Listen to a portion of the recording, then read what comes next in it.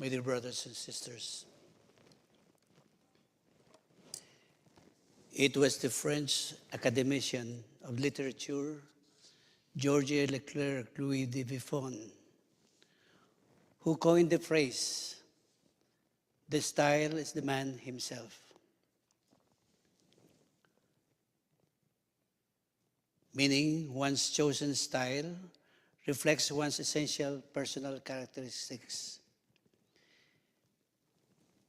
This will not be far-fetched to illustrate if I say Father Greg and myself have the same message, though we carry different styles in explaining it. This same is true with the writers of the Beatitudes, Matthew and Luke. They have similar message, though in different modes of expression. St. Matthew, from his experience as tax collector, became keen recorder of the acts of the Lord in never-wavering service. St. Luke, on the other hand, a medicine man, reports mostly on healing actions performed by Jesus in the Gospels. These two evangelists wanted to proclaim Jesus' teaching about the proper attitude and conduct of a Christian believer. Matthew's narrative carries spiritual tones, spiritual meaning higher. That's why his Beatitudes is called Sermon on the Mount. While St. Luke's is down-to-earth summary of faith that becomes a veritable manual of Christian behavior. And this is called Sermon on the Plain.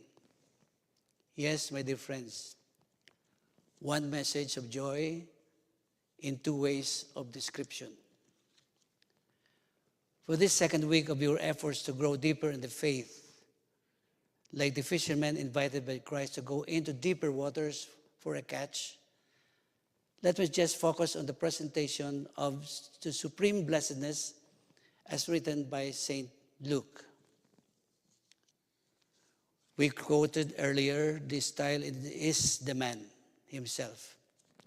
So this is the man, Luke, known to be a humble, faithful, and caring companion, a historian, an artist.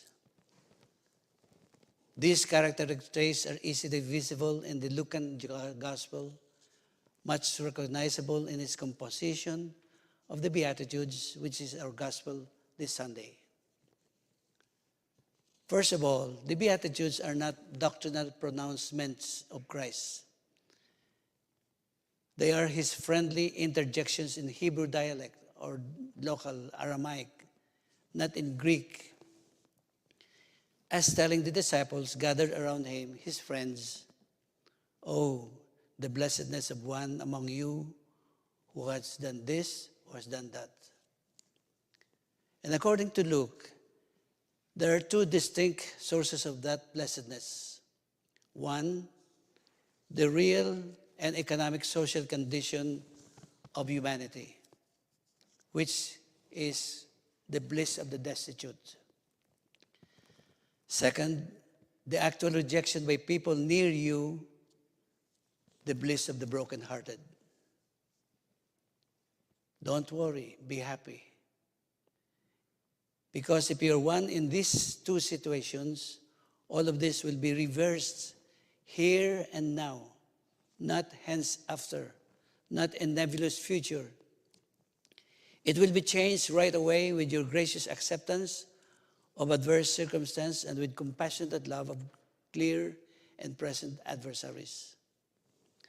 As noted and as to be expected of Luke, this conversational piece of commendation and condemnation, bliss and woes from Jesus, carries an irrepressible optimism for the poor and the sad, as well as the outpouring of love for the insulted.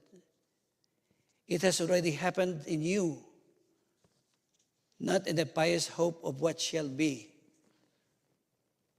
because the Master has whispered that secret joy, long nestling in your searing heart that is untouchable, for it is self-contained. This blessedness is outside any chance or changes. This is a bliss of God-controlled life.